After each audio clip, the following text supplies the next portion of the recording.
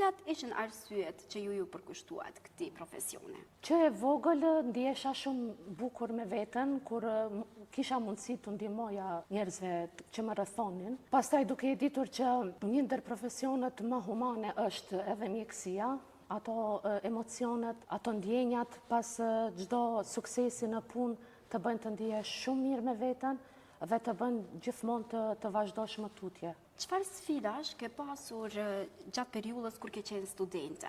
Në periudhën e pas luftës, unë jam nxënëse e shkollës së mesme të mjekësisë, pastaj edhe si studente në fakultetin e mjekësisë, ishin ende plagat e hapura nga konflikti, pastaj problemet me transportin, ato pritjet e gjata në stacion, mirë po gjithmonë ka qenë synimi shumë i sakt, gjithmonë kam ditur se çka dua, me shumë punë, me shumë sakrificë, patjetër që e arrita qëllimin që unë dëshiroja.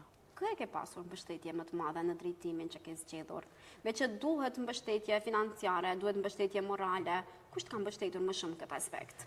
Pa dyshim që mbështetja ime më e madhe kanë qenë dhe janë ende dy prindërit e mi të mrekullueshëm, dy vëllezërit e mi shumë të shtrenjtë, të cilët edhe sot kësaj dite i kam në krah për çka do që unë kam nevojë, pa ta nuk di a do isha këtu ku jam sot.